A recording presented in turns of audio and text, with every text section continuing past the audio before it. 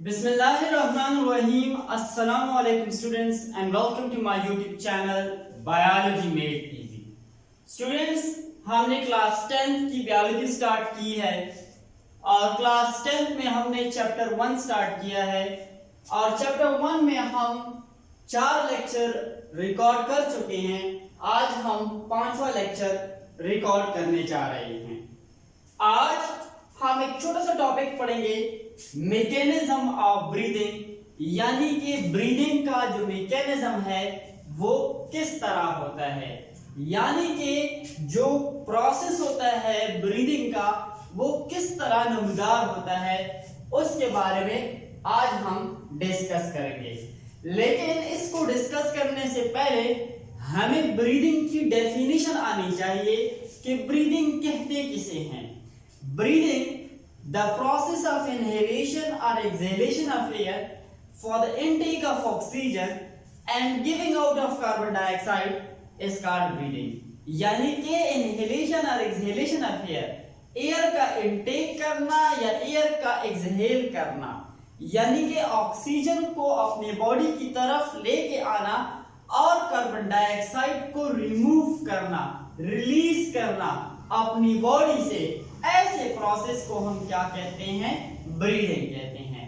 आसान अल्फाज में अगर हम ब्रीदिंग की बात करते हैं तो सांस लेने का जो अमल होता है वो हमारे पास ब्रीदिंग कहलाता है। अब ब्रीदिंग जो हमारे पास सांस लेने का अमल है वो कौन कंट्रोल कर रहा होता है? कंट्रोलिंग सेंटर जो है वो हमारी ब्रीदिंग का कहां पर होता है? कंट्रोलिंग सेंटर ब्रीदिंग का हमारे पास ब्रेन में पाया जाता है। कहां पर पाया जाता है? ब्रेन में पाया जाता है। और ब्रेन में हमारे पास जो ब्रीदिंग है वो कंट्रोल कर रहा होता है मेडुला ऑब्लिगेंटा, यानी कि हमारी जो ब्रीदिंग है वो कंट्रोल कर रहा होता है कौन? मेडुला ऑब्लिगेंटा। अच्छा, ब्रीदिंग जो है वो हमारे पास एक इनवॉलेंटरी प्रोसेस है। क्या है? एक इनवॉलेंटरी प्रोसेस है जो हम चाह कर भी नहीं रोक सकते।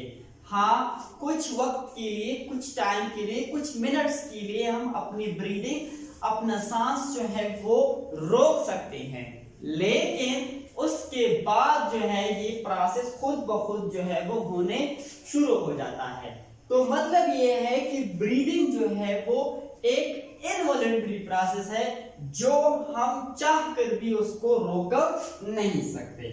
अब ब्रीदिंग रेट की बात करते हैं, ब्रीदिंग की स्पीड की बात करते हैं, सांस लेने का अमल जो होता है।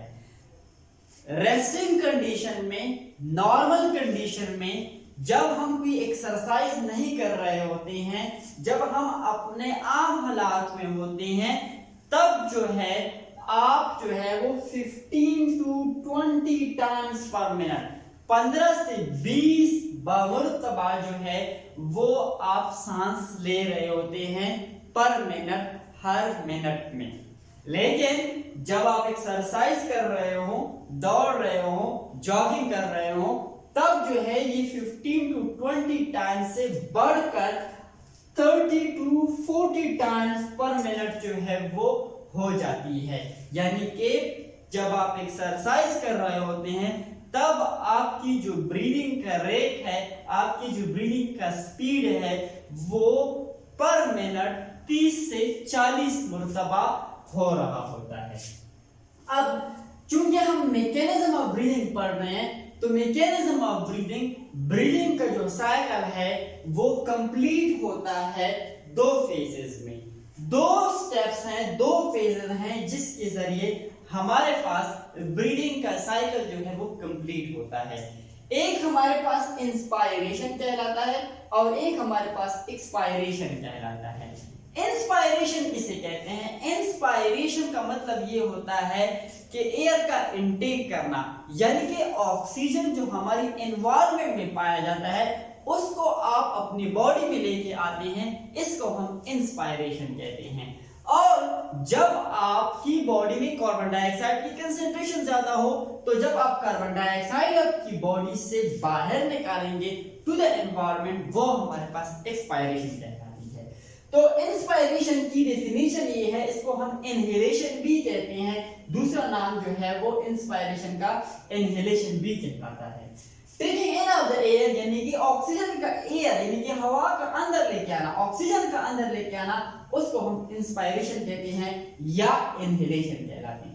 अब किस तरह जो है वो हम ऑक्सीजन को इनटेक करते हैं, क्या क्या चेंजेस जो है हमारी बॉडीज में अकर होती हैं, what are the changes which occurs during inspiration, या मैकेनिज्म जो है वो हमारे पास ब्रीदिंग का क्या होता है। जब हम एयर को इनटेक कर रहे होते हैं तो हमारी जो ये पसलियां हैं, हमारी जो रिब्स हैं वो कॉन्ट्रैक्ट कर जाती हैं। जब कॉन्ट्रैक्ट कर जाती हैं तो कॉन्ट्रैक्ट करने के साथ जो है आपकी जो रिब्स हैं वो अपवर्ड की तरफ यानी कि बाहर की तरफ जो है वो मूव कर जाती हैं। क्या कर जाती है? मूविंग अपवर्ड यानी कि आउटवर्ड की तरफ जो है ये आप जब एयर को इनटेक कर रहे होते हैं तो आपकी ये जो पसलियां हैं ये क्या हो जाती हैं? आउटवर्ड की तरफ जो है वो आ जाती हैं, बाहर की तरफ निकल जाती हैं और कॉन्ट्रैक्ट कर जाती हैं। और आपकी जो रिब्स हैं उसके नीचे हमारे पास एक डायफ्राम पाया जाता है, लंग्स के नीचे थिक मस्कुलर स्ट्रक्चर पाया जाता है, वो भी कॉन्ट्रैक्ट कर जाता है। और उसका जो हमारे पास डोम शेप लाइक स्ट्रक्चर है, इस तरह जो है वो उसका अपना शेप जो है वो हमारे पास डोम शेप है। डोम शेप स्ट्रक्चर जो होता है डायफ्राम का, लेकिन जब वो कॉन्ट्रैक्ट करता है तो ये डोम शेप से जो है वो लेस डोम या फ्लैट बन जाता है। क्या बन जाता है? फ्लैट शेप जो है उसकी स्ट्रक्चर जो है वो बन जाता है। एज अ रिजल्ट इसकी वजह से क्या हो जाता है कि आपकी जो लंग्स हैं, आपकी जो फेफड़े हैं वो क्या करते हैं? एक्सपैंड कर जाते हैं। जब एक्सपैंड कर जाते हैं तो क्या होता है कि air pressure in the lungs जो है वो क्या कर लेता है? डिक्रीज कर लेता है। जब प्रेशर आपके लंग्स में डिक्रीज हो जाए तो एनवायरनमेंट में प्रेशर एयर जो है वो ज्यादा होती है, तो क्या कर लेती है कि एयर आउटसाइड से, एनवायरनमेंट से आपकी बॉडी में चली जाती है। क्या चली जाती है? आपकी बॉडी में। जब आपके लंग्स में प्रेशर डिक्रीज हो तो एनवायरनमेंट में प्रेशर इंक्रीज हो तो क्या होगा कि एयर जो है वो आउटसाइड से इनसाइड आपकी लंग्स में आ जाती हैं। ये हमारे पास इंस्पायरेशन का पूरा प्रोसेस हो जाता है।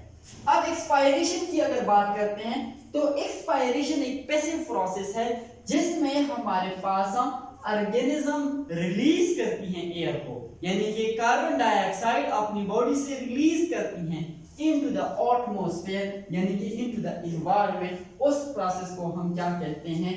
एक्सपायरेशन कहते हैं, यानी कार्बन डाइऑक्साइड की रिलीज करना टू द एनवायरनमेंट, ऐसे प्रोसेस को हम एक्सपायरेशन कहते हैं। अब क्या क्या चेंजेस अकर होती हैं एक्सपायरेशन में आपकी बॉडी में? आपकी बॉडी का जो इंस्पायरेशन है वो बिल्कुल क्या कहते हैं, एक्सपायरेशन जो है वो आपके इंस्पायरेशन के बिल्कुल उलट हो जाता है। इंस्पायरेशन में क्या होता है कि रिब्स मसल्स जो हैं वो कॉन्ट्रैक्ट कर लेते हैं और मूव अपवर्ड या आउटवर्ड आ जाती हैं।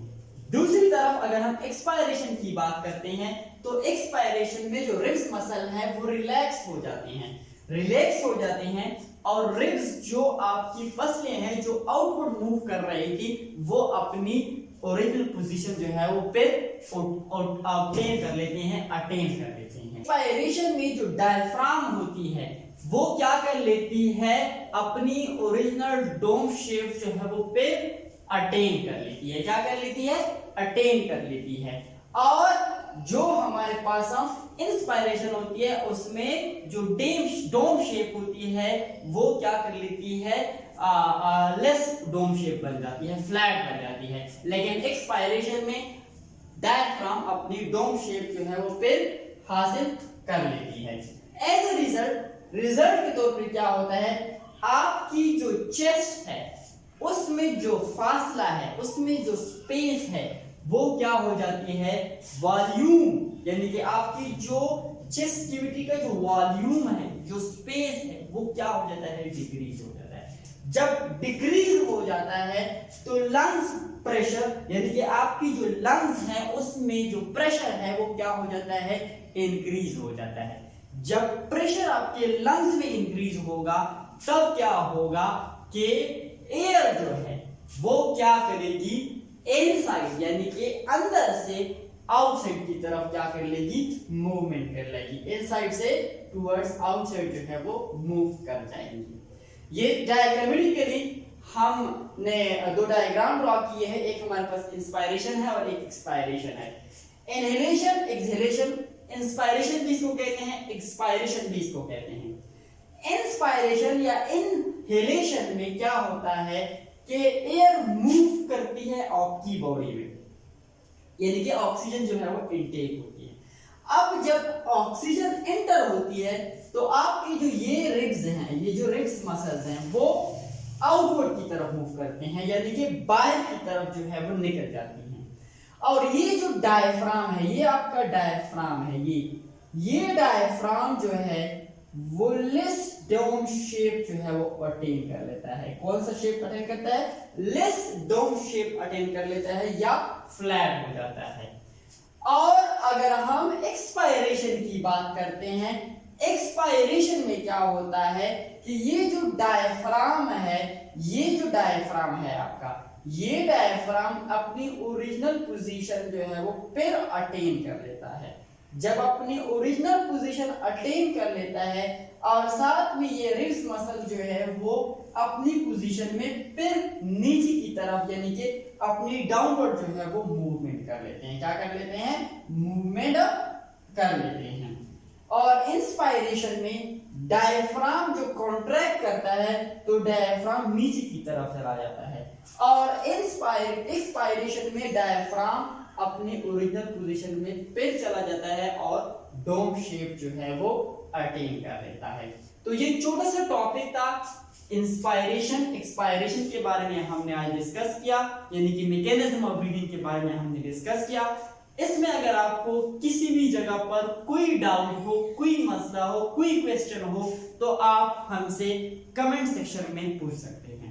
और अगर आपको हमारी ये वीडियो अच्छी लगी हो तो प्लीज हमारे इस चैनल को सब्सक्राइब कर दें, वीडियो को लाइक कर दें और अपने दोस्तों के साथ शेयर करें। फेसबुक में, ट्विटर में, जितने भी सोशल मीडिया आपके पास अकाउंट्स हैं उसके साथ जो है इसको वीडियो को शेयर करें ताकि हमारी जो है वो हौसला अफजाई हो और आपके लिए इस तरह की खूबसूरत और अच्छे वीडियो हम